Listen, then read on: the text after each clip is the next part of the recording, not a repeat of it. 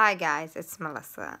So today I want to talk about children that have been affected with an absent parent.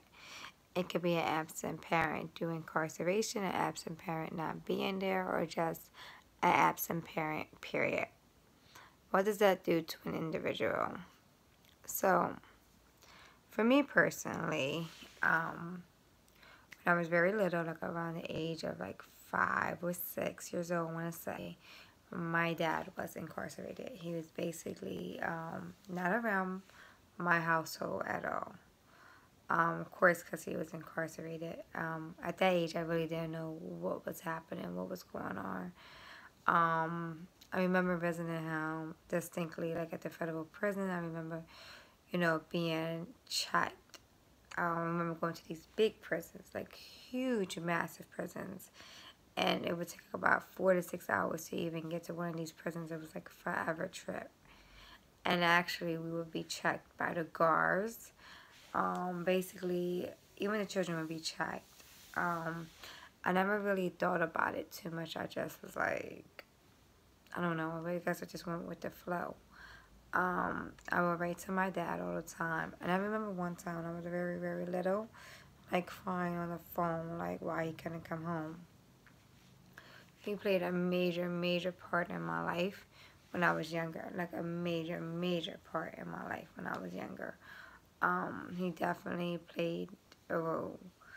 But, I would write to him all the time, like, in regards to why do you do what you do? Like, it's unfortunate you couldn't be here. Why did you choose that lifestyle? I was very disappointed at a young age, very disappointed. I didn't really understand.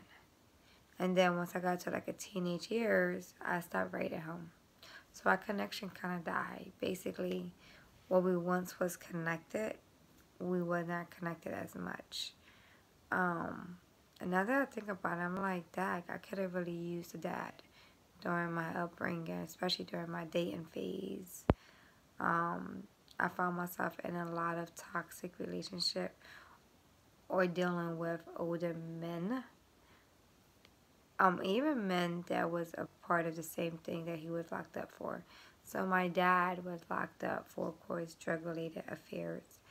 And honestly, that's what I was drawn to. It was the one thing I hated, but it's the one thing I find myself unconsciously attracted. Like, I wanted men that was in that lifestyle. I wanted men that was involved in that lifestyle. For some reason, they was appealing to me. I didn't want the schoolboys out when I was in high school. I wanted that man. How now that I'm like trying to make sense about everything, I realized how distorted that was. Then I didn't think that. I thought it was cool. I'm like, oh, I'm younger and this man want me, like, whatever. But not knowing, like, that's a problem.